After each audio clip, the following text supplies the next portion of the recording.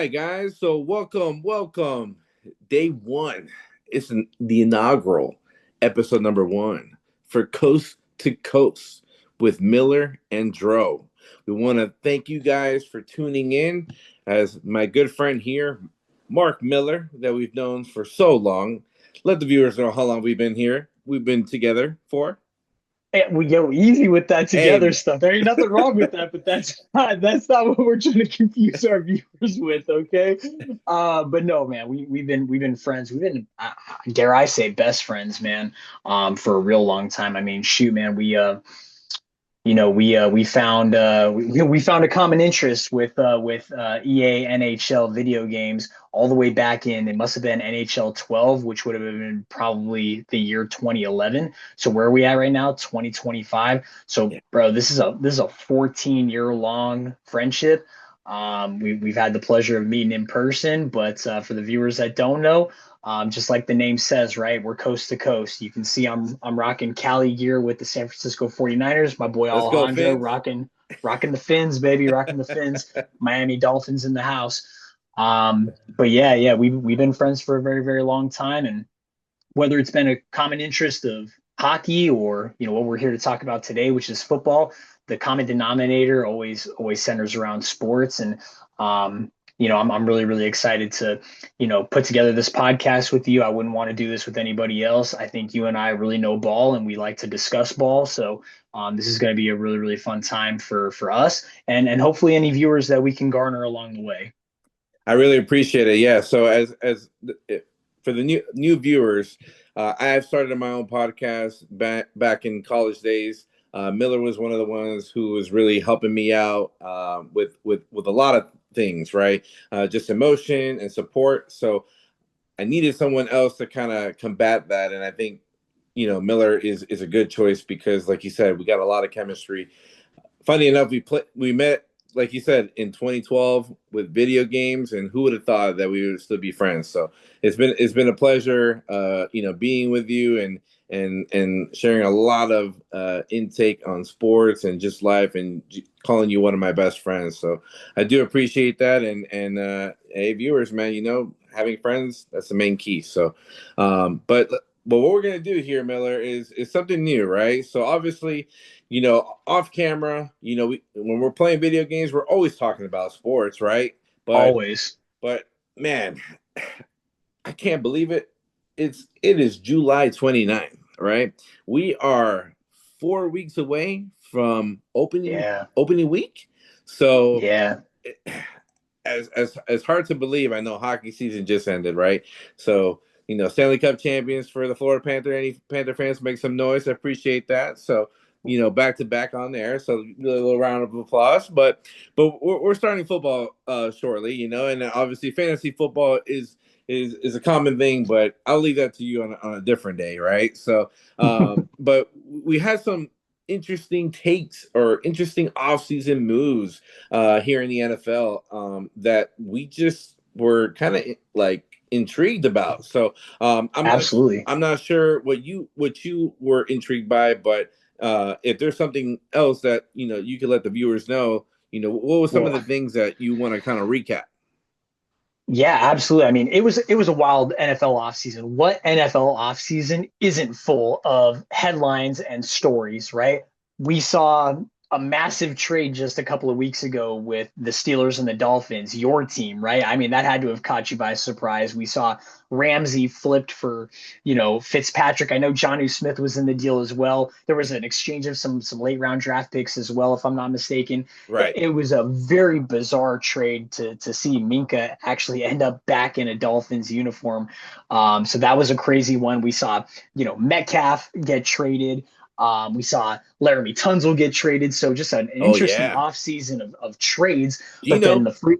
the free agency. Oh yeah, Gino, of course, of course. I can't forget that one because that's something I definitely want to get to later on in the discussion, without a doubt. And then free agency was really wild. There was a lot of carousel there with some of the starting quarterbacks, right?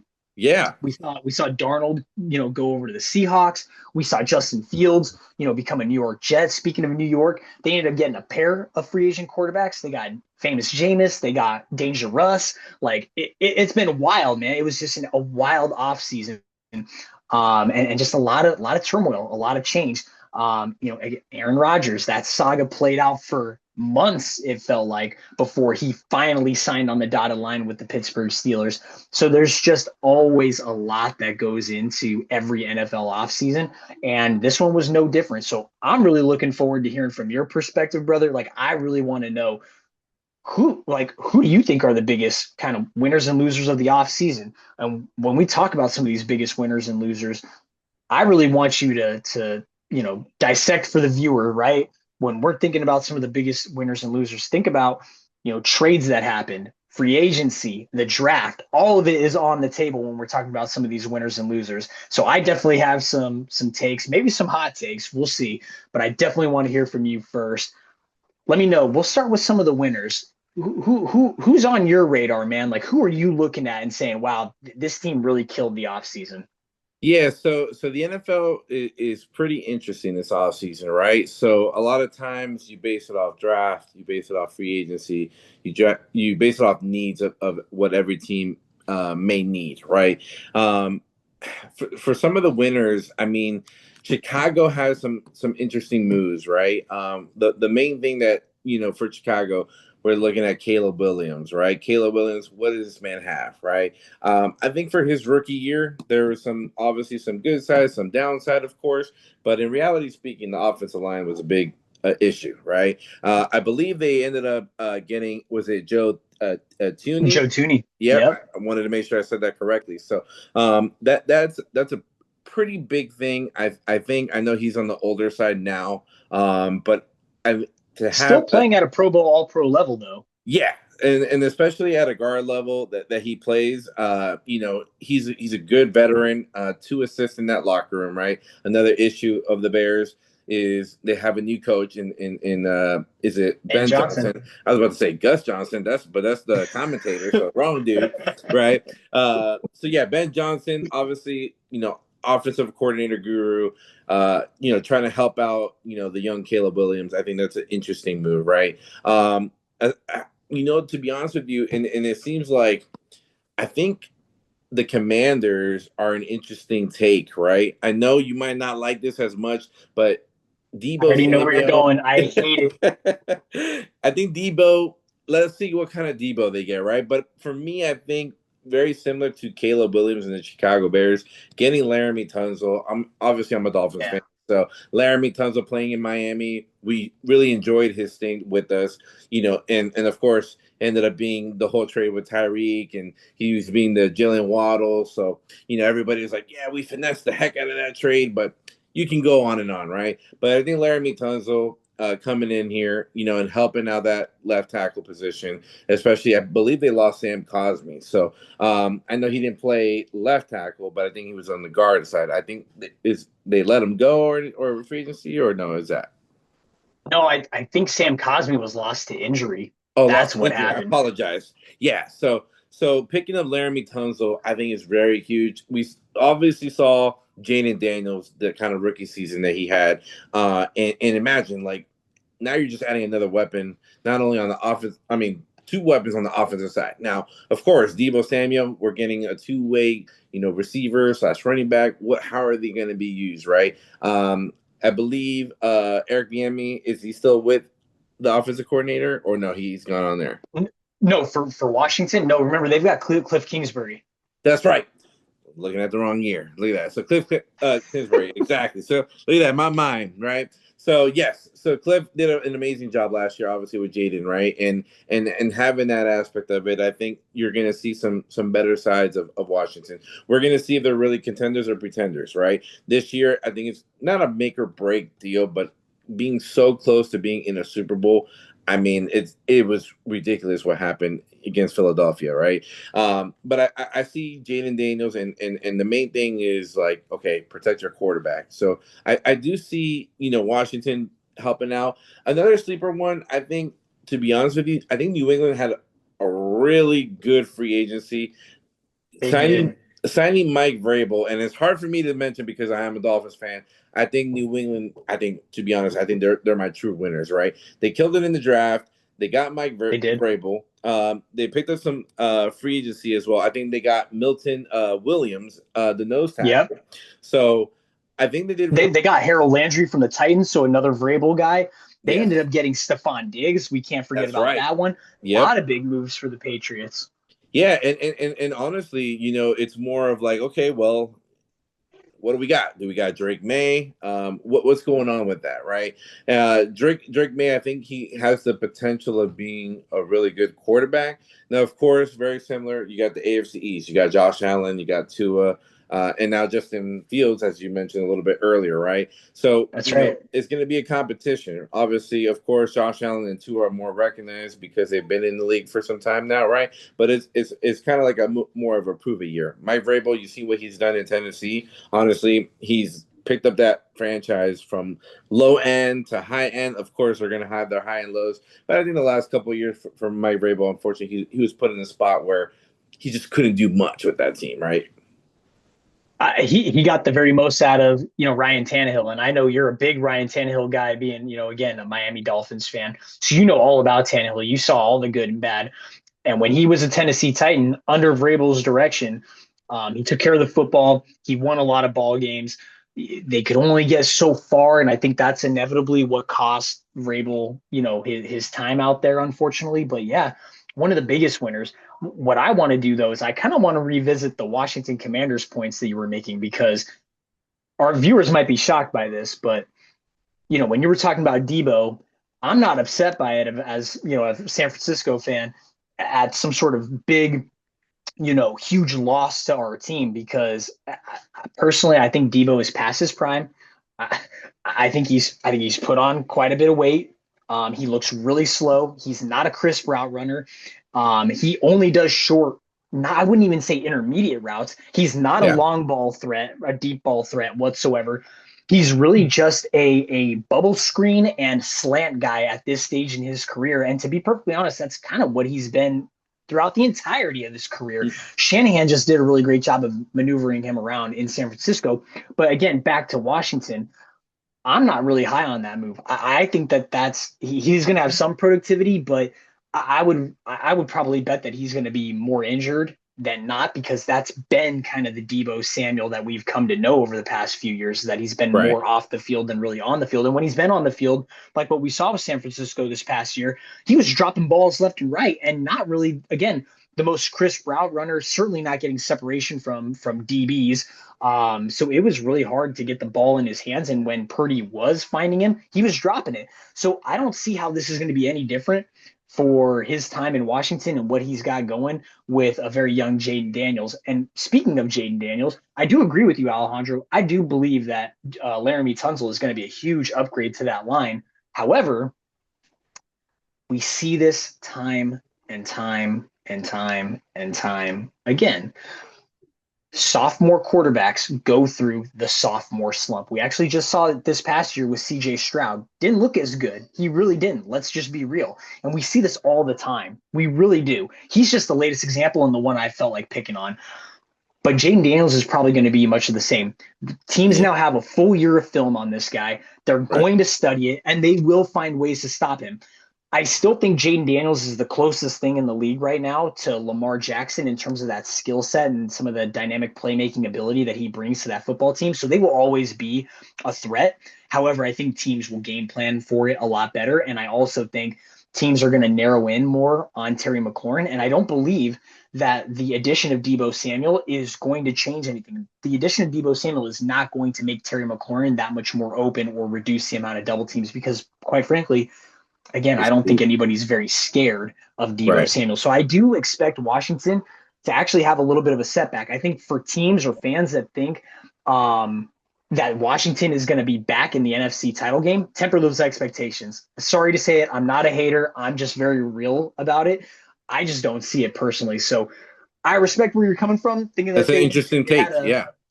Yeah, and I get it. They made some good additions, but I just don't know if these were the kind of additions that are going to move the needle. They did get Von Miller, if I recall correctly, and that's a bit intriguing. but also is he now another veteran player that might be washed and past his prime? So it's very interesting what's going to happen in Washington this year. My eyes are definitely going to be glued on them for sure. But yeah, a lot of really good takes, man. Like some interesting stuff in terms of who you kind of picked apart as some of your winners. The Chicago one too. Don't sleep on Chicago. I'm with you on that one. Ben Johnson will find a way to get the very most out of Caleb Williams, who I am not a fan of. I don't think he's very good at all.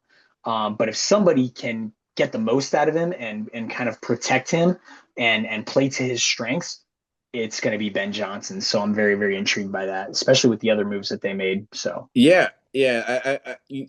think with Washington, I think they're just looking for the veteran leadership, right? I think last year having Bobby Wagner, I think he played yeah, one of his best seasons in the NFL. So I think I see a common trend on there, right? And you made some interesting points, right? Obviously, they had the Cinderella story last year, right? they did. The Cinderella story where everyone was rooting for the Commanders, unless you were from Philly, you were rooting for the Eagles in that part, but I think everyone was rooting for the Commanders at that point, right? So, I uh, know I was. yeah, so definitely I was for sure. I wanted someone new, but that's the thing that we want to make sure, right? We like those Cinderella stories, but I'm kind of curious now. You made some interesting takes now, Miller. Now, Yeah. obviously, you are a factual person. You understand what this league is about. Who are some of the winners, or give me some key insights of the NFL offseason that you want to come across and for the NFL teams and stuff. Yeah, but believe it or not, this one's going to shock people, especially again me as a Niners fan. But I actually think the Dallas Cowboys are one of the winners of the offseason. I think they made some shrewd Okay. moves. I think they followed the draft very smart, getting Tyler Booker at the guard position very early. I think a lot of people think that they reached for him, and whether they did or they didn't, it doesn't matter because he's going to be a great player and he's going to continue to stabilize that offensive line that just lost Zach Martin, right? So Mm. Dallas and that's a big one. Dak is going to have a bounce back year after missing time last year with the injury. We're going to see an unleashed CD Lamb because of the addition of George Pickens. So that when we think about double teams and game plans, I'm looking at Dallas the same way that I think we look at the Cincinnati Bengals, where they've got Okay. Burrow at quarterback Yep. Yep. and they've got T. Higgins and then Jamar Chase. And it's like, well, pick your poison, right? And I think that's Right. what Dallas is going after with this offense. So again, I think that that's the offense that we can kind of compare for Dallas. Is that Cincinnati Bengals offense in terms of again what they're trying to do with some of the pieces that they have? I think they're far more ahead than the Bengals in terms of building their offensive line, and I like what they're doing at running back because they went cheap. They got Jamal Williams from Denver, so I think that that's going to be a really really good move for them. And again, I would not sleep on that running back. That's a running back that doesn't have a ton of wear and tear on the tires. I know he's battled some injury in the Injuries, past, right. but he's got a ton of upside, and that's why I have Dallas as one of my big winners. Okay, but not just Dallas, which is funny because you went Commanders, I went Dallas, so it's kind of funny that we have kind of some different takes there. Yeah, yeah, yeah. But the other winner that I really want to talk about is really the Las Vegas Raiders, right? The Las Vegas Raiders, I think, did a lot. Now, do I think that they're going to be a playoff team? That's a very, very tough AFC West. That we probably need to save that for another topic at a different Right. video down the road. But the Las Vegas Raiders did some sneaky good moves, right? Extended Max Crosby. They brought in Pete Carroll. Tom Brady is obviously really running this operation at this point at the ownership level. Pete Carroll is going to help bring a different culture and a different dynamic to this football team that's been sorely missing. When you think about Antonio Pierce, Josh McDaniels, really dating back to Gruden. I think Pete Carroll is kind of the first real coach that they've had since Gruden, and that was a Yeah. long time ago when you really think about it. So Right. this move is going to help stabilize and give credibility to the Las Vegas Raiders, and that's not even talking about some of the other personnel moves that they made. I think they killed the draft. They've got a ton of speedy receivers that they just drafted that are absolute physical freaks like Deontay Thornton, who I'm really excited about. But that's, again, not even talking about the real unicorn in the room, Right. again, in the Las Vegas locker room. And that's Ashton Genty. Like, Genty is going to be an absolute beast. And I can't wait for us to talk about some of the losers of the offseason because we will revisit Genty. Yeah. But the Las Vegas Raiders, with the addition of Genti, with the addition of Geno Smith, who to me is probably about a top 15 quarterback in this league. Some would say he's a top 10 quarterback in the league. I wouldn't go that far, but he's right there between 10 and 15. He's going to give this team a lot of juice, and that familiarity with Pete Carroll. I just think that Geno gives this team a ton of credibility to at least be very disruptive during the 2025 season, and disruptive in terms of you're not just going to be able to steamroll against the Raiders like you have been in years past. The Raiders Right. are going to fight and they're going to stay in every game. I can almost guarantee that. Will they win a lot of those games? Maybe, maybe not. I could see the Raiders being one of those stories where they lose a ton of games by one score, you know? Yeah. So, um, so again, the Raiders are a big one. And then one that I definitely would not sleep on are the Seattle Seahawks. Again, pain point for me as a Niners fan. I'm very curious to see what that team is going to look like. Moving away from Geno, adding Sam Darnold. I am high on Sam Darnold. I think he's got the chops to play. We saw it in Minnesota. He just needed a chance, and he needed a capable, a capable coach under a scheme that works for him. Clint Kubiak is coming over to Seattle, if I'm not mistaken. And basically that whole offense is coming over there. So it's going to be a nice change of pace for Seattle, something a little bit different that they haven't had before with Geno and with DK Metcalf. So I know those are going to be some big losses for them, but what they gain with Sam Darnold and what they gain with Cooper Kupp, I think to me that outweighs the loss. And I feel like with Sam Darnold, they're getting younger at the quarterback position, cheaper at the quarterback position, and they ended up getting draft capital because they send Geno away. So again, these shrewd moves that teams are making to get better. Yeah, so what I want to nail or talk about is pretty much what you mentioned with the Raiders, right? I think what the Raiders are building, and like you mentioned, first of all, obviously ownership is a main thing, right? Tom Brady, helping out and taking over the realm helps that out. Now, the other thing that I want to mention too, right? It kind of reminds me almost of that early, 2010, team of Seattle, right? When they had Mhm. gotten Marshawn Lynch from Buffalo, right? They started with that running back position, overbuilt the defense. Now, of course, the Raiders defense is not there just yet, other than Max Crosby, It's of not. course, right? But I think, They just cut your boy. They just cut your yeah, Christian boy. Wilkins. I don't know what That's he your was that's doing. your guy. That's your guy. He's the that's the Christian Wilkins. So very interesting. That's an interesting move. Yeah, the funny thing, that was going to be one of my questions for you, but Max Crosby. I mean, the main domino, I think, for the LA was like re-signing Max, right? I think they convinced him enough to understand it's like, okay, look, we're going to build something here. He wanted to stay. He decided to stay, right? I think Geno, like you mentioned, he's a top 15 quarterback. What he's done in Seattle the last few years, I think deserves a lot of respect, because Gino before that, we didn't know what he was going to be doing, right? I think he took a team. We wrote him off and he didn't write back. Exactly. So Gino, my man, I appreciate him for what he's been doing, especially with Seattle, and I want the most success for Gino in LA. He's just a great guy, great character. I mean, his story to still be in the NFL, how many teams he's been through and everything. He For overcame a lot. Yeah, so I think him and Genti, that's going to be great too, right? A lot of veteran leadership in that. Obviously, their offense is not as where you want it to be. I believe Jacoby Myers being the receiver there, Yes, sir. probably their number one, and then obviously, of course, the rookie phenomenon, right? Who am I talking Yep. about, Miller? Who am I talking about? I mean, are you for the Raiders? I mean, you're talking about Genti. Oh, I'm talking about the Raiders, but we know that tight end I'm talking about. Oh, the rookie from last year, Yes, Brock sir. Bowers. Brock Hey, Bowers. hey, way to keep me honest because I didn't even mention Bowers. But you're Yeah. right, man. I mean, absolute phenomenon, man. He had the best tight end season of all time. That was incredible.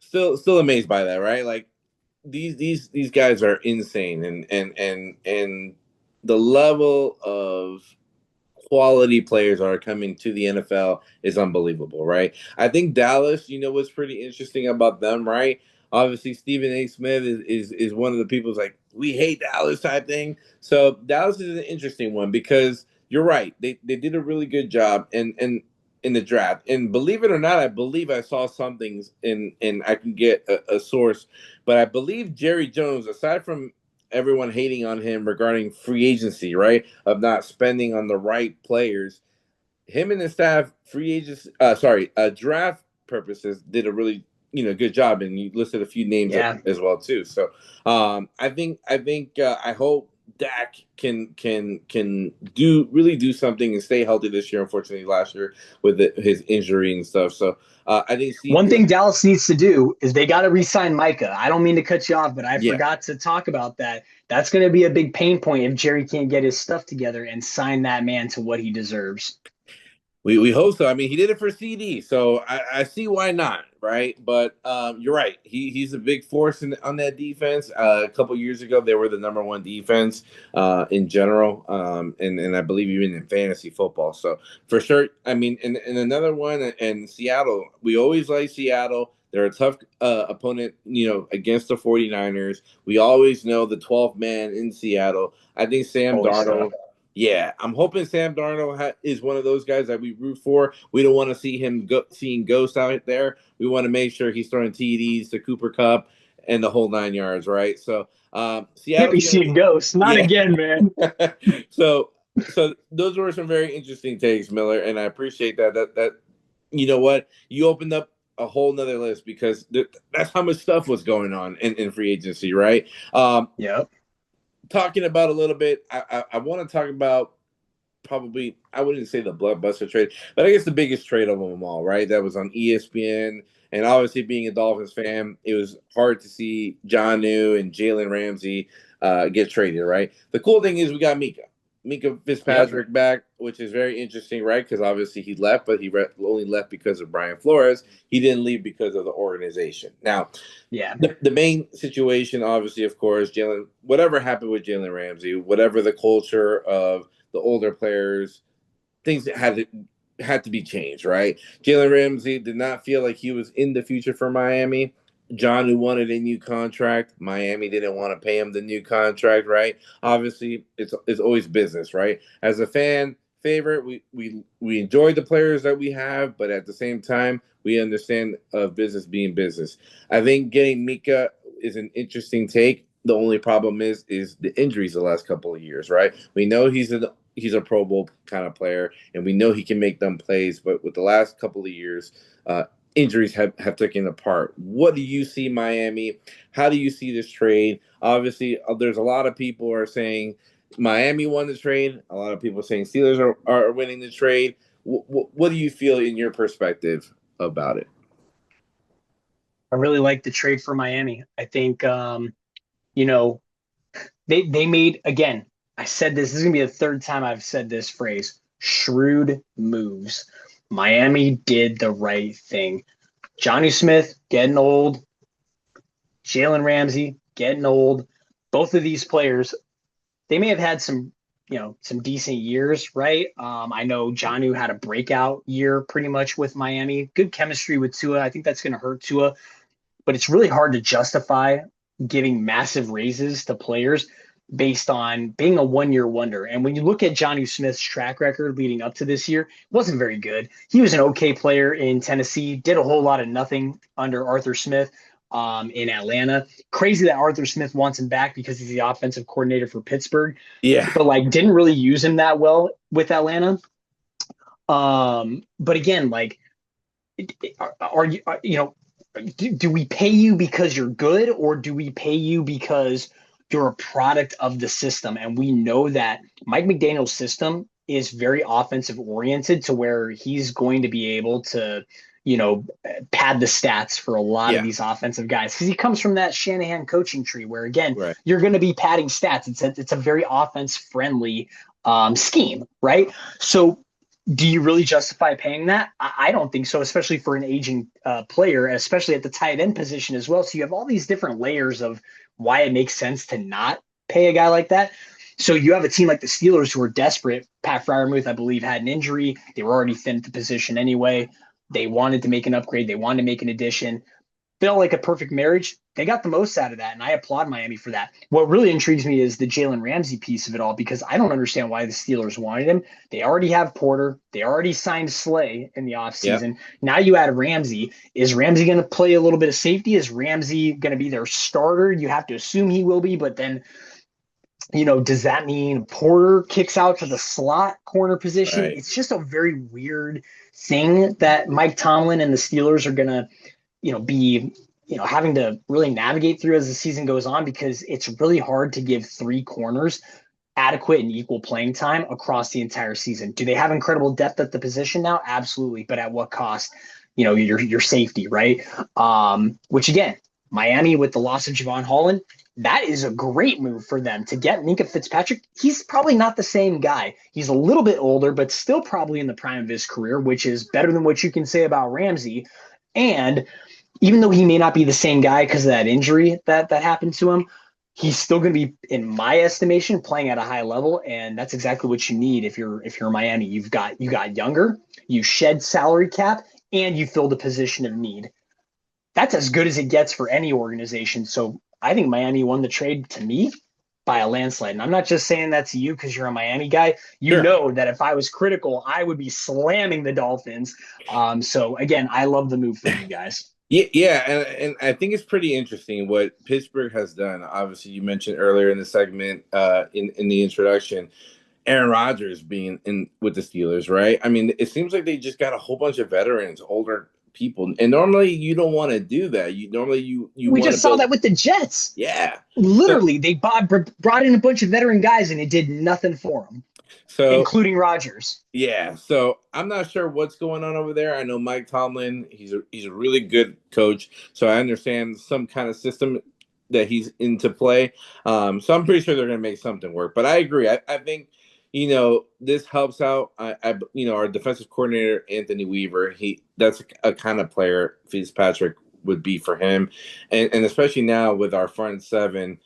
Getting Jalen Phillips back, Bradley Chubb finally getting healthy. We're getting a second year of Chop Robinson, Zach Sealer, a very underrated nose tackle that people are not really understanding where this man is, but I'm seeing him as our team captain down there. And that's the good thing is, like, I think we're building. Unfortunately, we're losing players in practices right now. Our corner position feels like every single day someone's getting down. So I'm hoping that doesn't stay too long on there. But yeah, I think Miami in this trade, I think I see an upside just because of, like you mentioned, the contract, and then you getting a younger Mika Fitzpatrick for older veterans, right? Other than John, I think the only year that he actually produced anything, not anything in a bad way, just has some successful numbers, I believe was in New England, I think a year or two back. So he has some interesting stats on there. He is a local Miami guy from FIU, so I think having that aspect, we wanted to keep the local guy, but of course, business is always business. I think Ramsey, when he left the LA Rams, I think it's a very similar situation to the Miami one. So I think it's just that kind of way, right? But great intake on that. What I wanted to jump on really quick is some of the things in the draft that I thought were pretty interesting, right?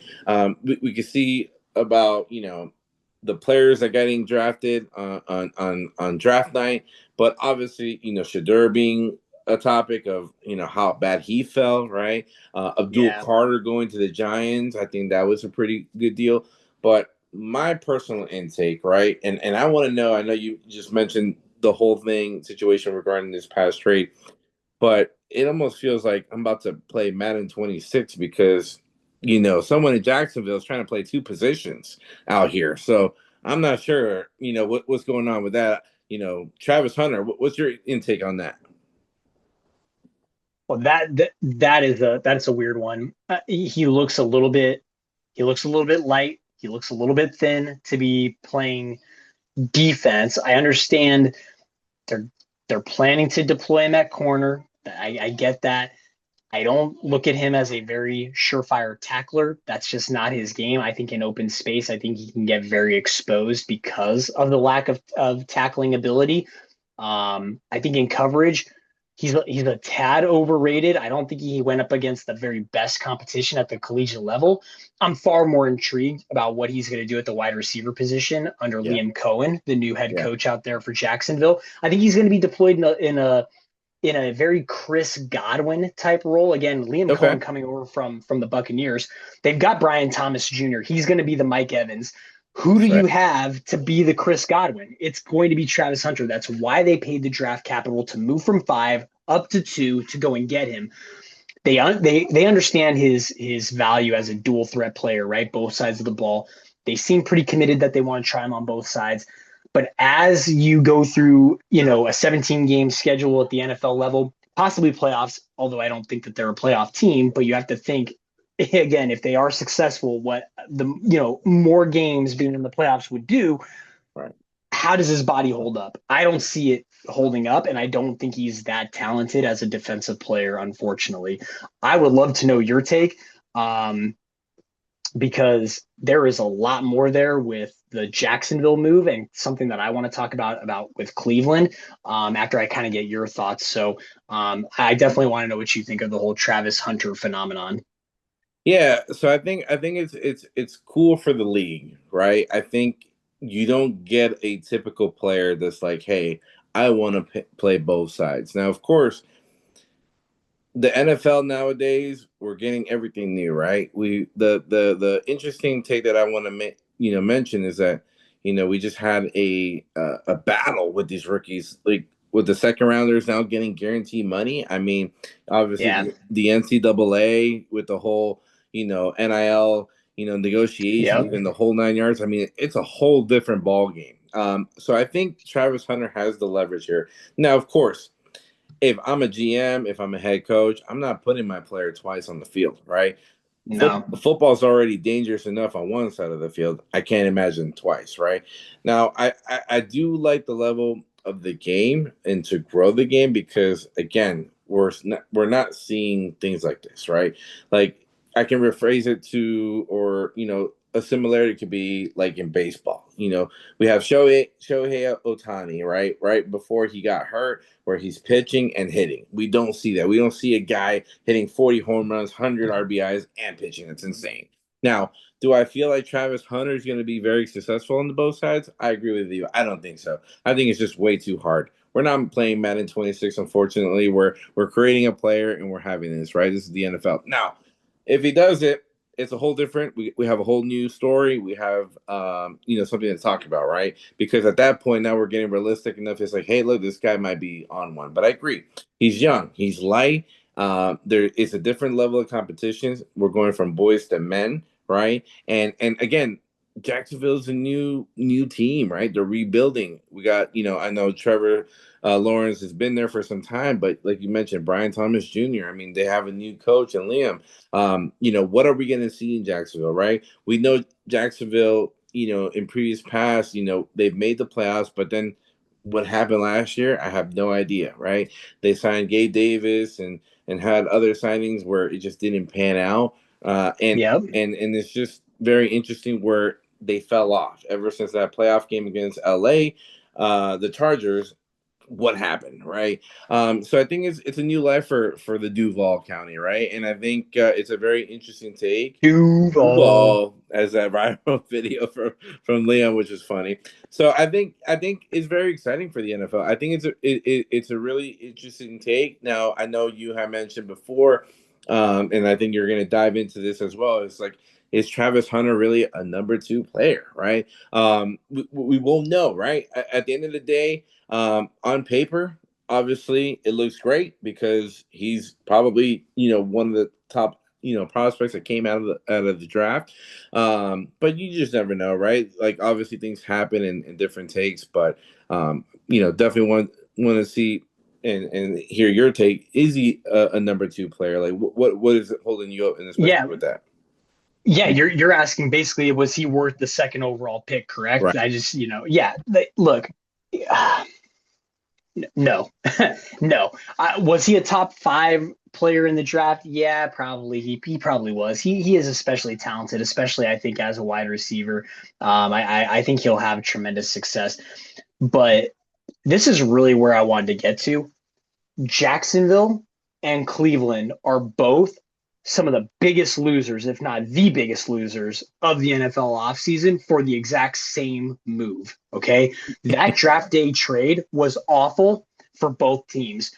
Why? Because Jacksonville paid way too much to move up 3 spots to get a unicorn player that ultimately, like we've talked about so far, is really not going to end up playing both sides of the ball long term. You might see it every Right. once in a while, but this guy's probably going to be a wide receiver. He's probably going to be the Chris Godwin of that team. So to pay that premium, which was next year's first rounder and this year's second rounder, which was a high second rounder, it might as well have been a late first rounder, along with that pick swap of 2 for 5.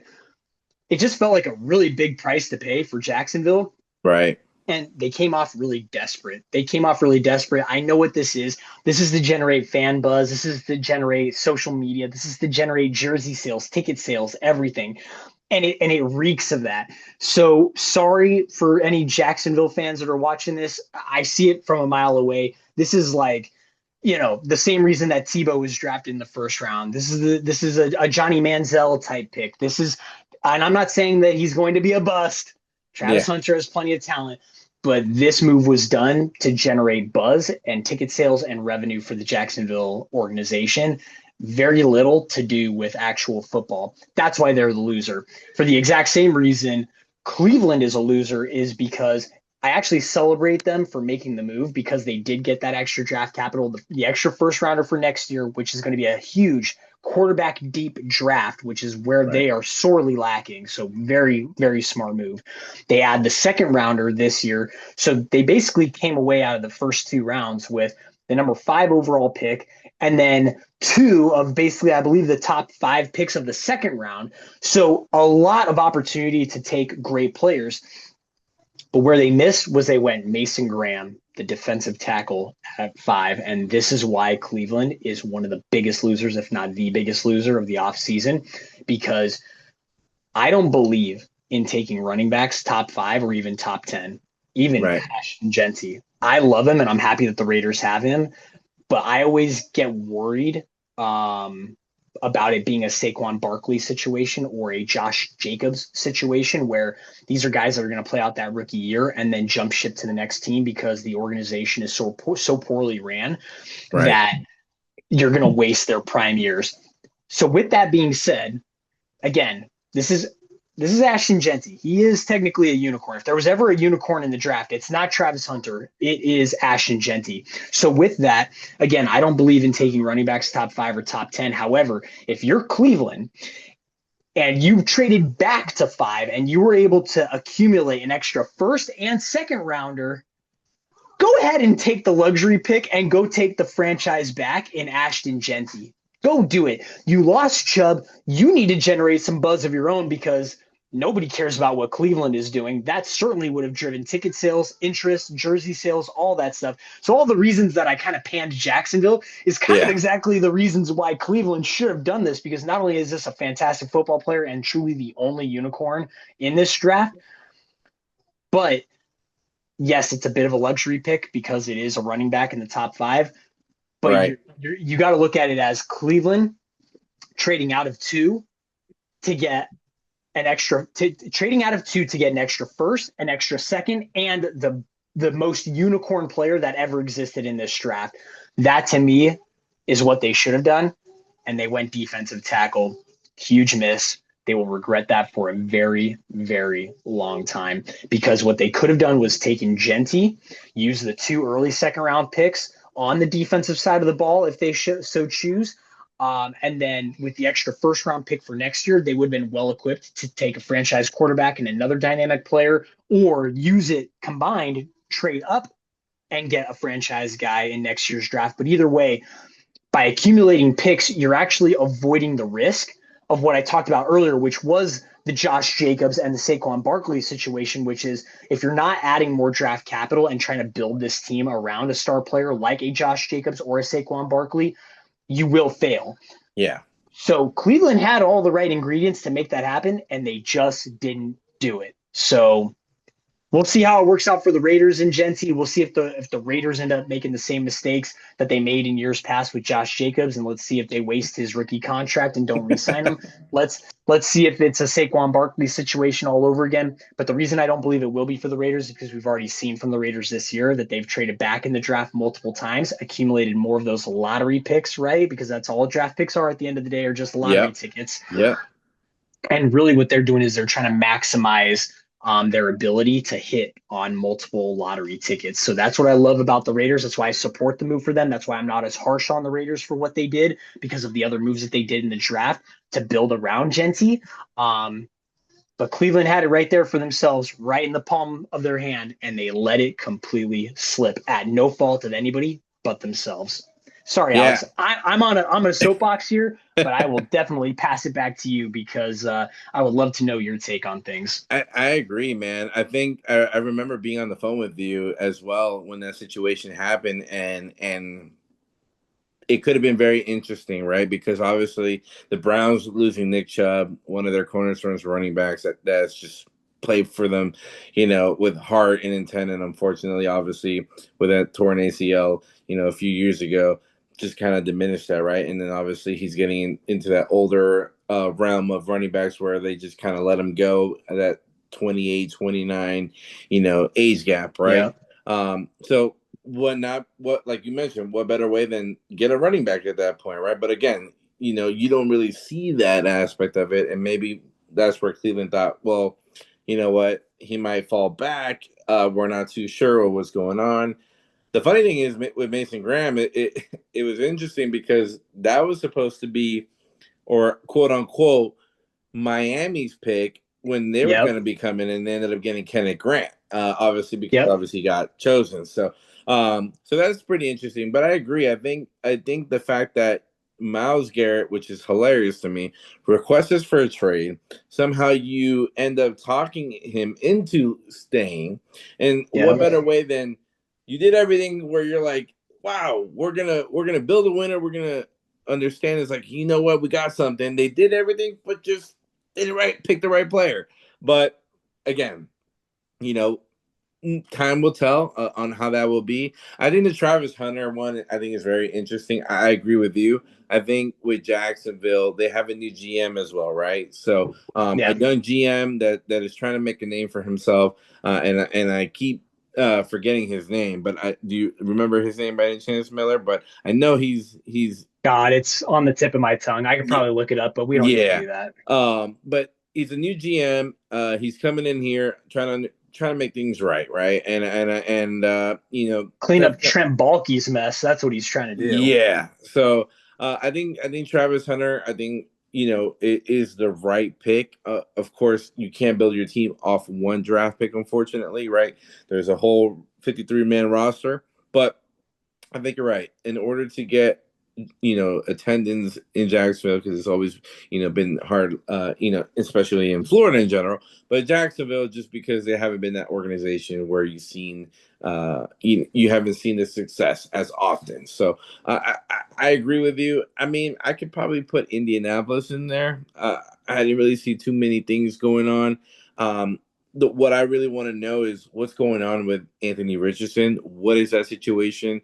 Really, I think like Indianapolis is caught in the middle. Obviously, last year having Joe Flacco, now they're having Daniel Jones this year. Obviously, they're Yep. both competing for that number one spot. I didn't really see anything crazy other than getting Travaris Ward.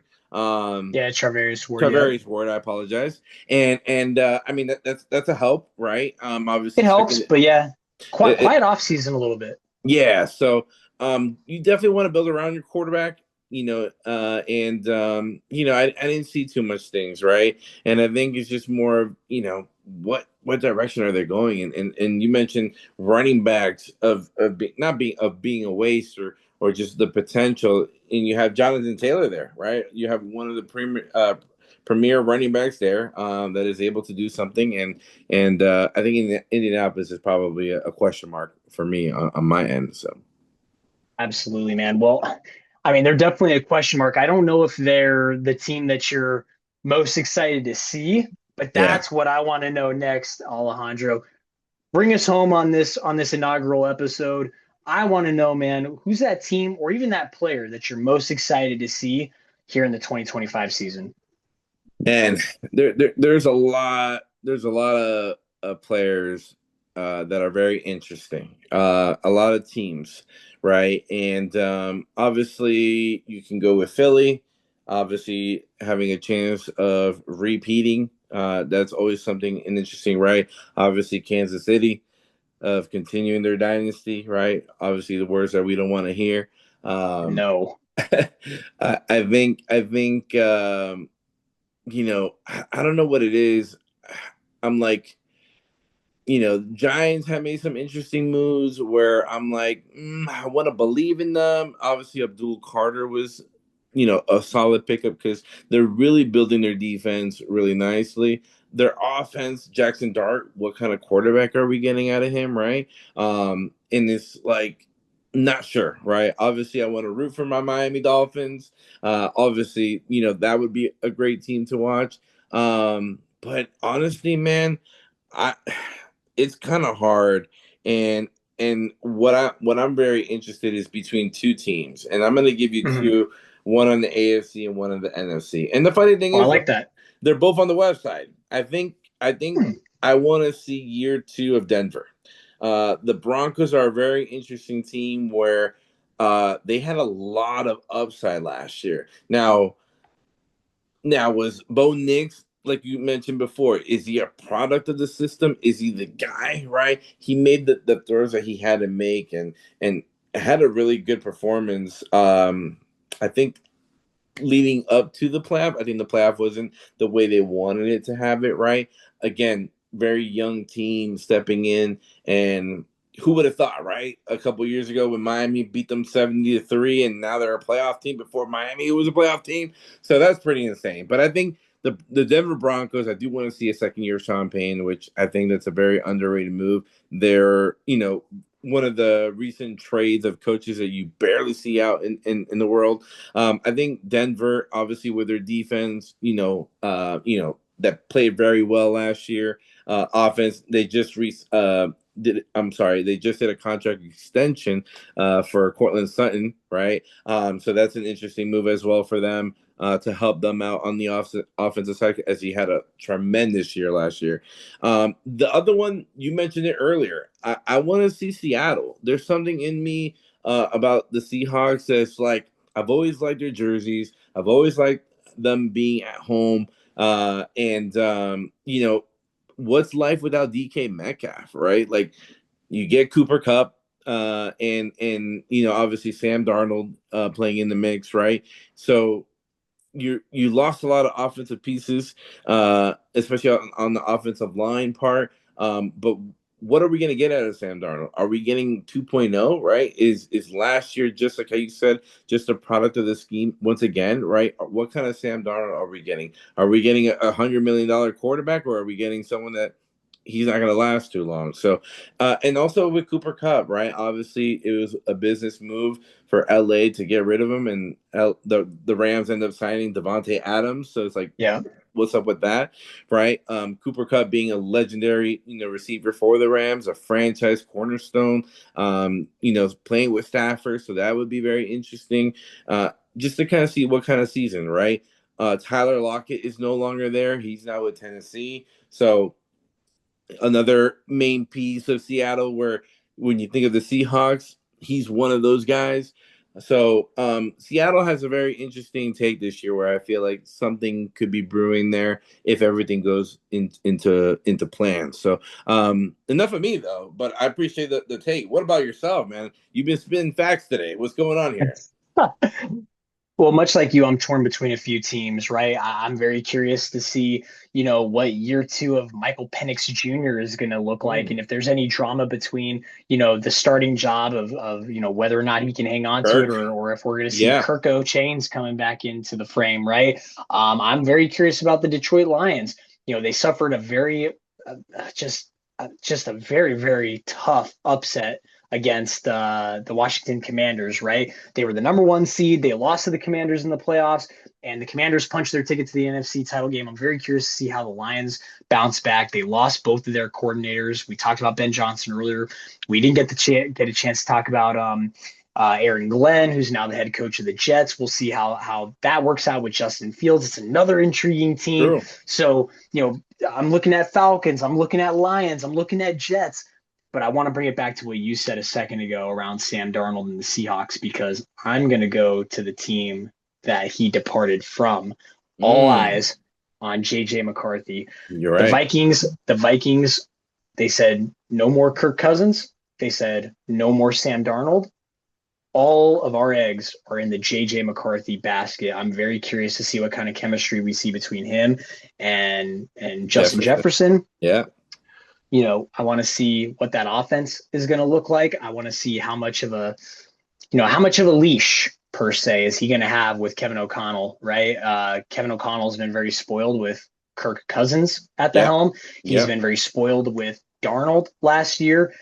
Is the magic going to continue for a third straight quarterback with J.J. McCarthy? I think he's got all the tools in the tool chest. He was my second favorite quarterback coming out of that draft last year, only behind Jaden Daniels.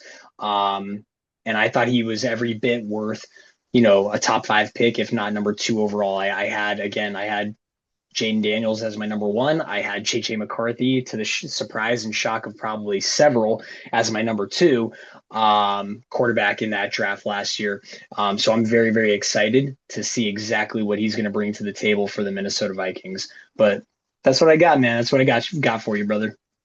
Man, that's a good one, because that's exactly the take that was going to be like my 2B for the Minnesota Vikings, because I just thought, I was like, man, J.J. McCarthy coming back from the injury. Minnesota played really well last year with Sam Darnold. We all thought they were going to be going to the NFC Championship, but that happened. So interesting take. But yeah, definitely, I think we have a lot of exciting NFL news coming up, right? Schedule, especially preseason coming up. We got the Hall of Fame game coming up shortly this week. So it should be very interesting on the football. I'm very excited. I know you're very excited. I think we're both supporting our teams. I think hopefully the 49ers can get some of these fresh legs back, especially CMC, right? Hopefully Miami is on there. We're both running in the same product scheme. So, but definitely want to give a last take here, Miller. Anything you want to say to our viewers and what we have planning for this upcoming football season? Yeah, just a lot of fun, right? A lot of fun for the upcoming season. I mean, we're going to be doing these weekly for our audience, and whether that's an audience of 1 or 1 million, whoever our audience is, again, we always want to say thank you. We always want to say we appreciate you. Any support that you can show to Alejandro and myself is always going to be something that we cherish and that we continue to learn and build off of. So, again, just, we're going to listen to our audience. We're going to listen to feedback. We're going to take everything into account as we continue to build out this podcast. And again, what we're doing, you and I, Alejandro. So again, just want to say thank you to any viewers that we have, whether it's now or anytime down the line, as we continue to do this week in and week out. Very much looking forward to talking about the football season. Once football ends and we get kind of into that, March territory, when we can start talking about some free agency stuff for next year, that'll also be around the time that, the hockey trade deadline is going to happen. And we'll probably end up talking a lot of hockey too down the road. So we've got a lot of stuff that we're going to want to get to in the totality of sports as a whole, I'm sure. But I know for you and I, Alejandro, our forte is going to be really a lot of very heavy football and heavy hockey related content. It's not to say that anything's off the table for other sports, because it's certainly on the table. I just know that, again, to share with the viewers what you and I most care about, we love football, we love hockey. So that is what I want to share with the viewers. Again, in terms of some maybe future content that you can expect, especially throughout the course of the preseason, is, we're going to dive into, the teams that we think are going to represent the NFC, the AFC. We're going to make some Super Bowl predictions. And then it's going to be really fun to maybe revisit some of those predictions by the time we get to the playoffs, and especially by the time we get to the Super Bowl, just to see if we were right, if we were wrong, If we were wrong, how bad were we wrong? So a lot of this stuff is going to be really, really fun. And all I can ask for, again, any viewer that's going to be, joining us is we appreciate you for being along for the ride and just keep Yep. riding with us. But I'll turn it over to you, brother, for any final remarks. Yeah. So like Miller said, we're here. We're trying to build a community and understand of being fanatics and media and the whole nine yards. And we just want to enjoy life as it is and understand of like how much it means to be a football fan and what to know exactly. Right. We're gonna dive into each week and give you our best predictions, our best opinions of the whole NFL football league, and not only that, but our main two passions of sports is definitely football and hockey. And if there's some breaking news, we would love to break that out for you guys. But definitely, we're new and up and coming. We're starting these podcasts and just doing it as a hobby, and two best friends just trying to just do sports talks with everyone. So we appreciate you if you are joining in to our first episode. We want to definitely hear your feedback, and we definitely want to keep you on board. But aside from there, Mr. Miller, I appreciate you, man. I think we're ready for football season. I don't know about you. I'm ready. You're ready. America is ready. The world is ready. We're ready for some football. So let's bring on Carrie Underwood. Let's bring back, Tony Romo and the CBS Let's get crew. Chris Berman back here. Yeah, let's get Chris Berman in here. No, yeah, we're really excited. We're very, very excited to start the football season, baby. I can't wait. Can't wait, man. Well, thank you everybody tuning in. Please, if you get a chance to listen to us, we're going to be on all platforms: YouTube, Spotify, Apple Music. So we would love to share the support. But on to the next, my friend. This has been Coast to Coast with Miller and Dro. Peace out, y'all.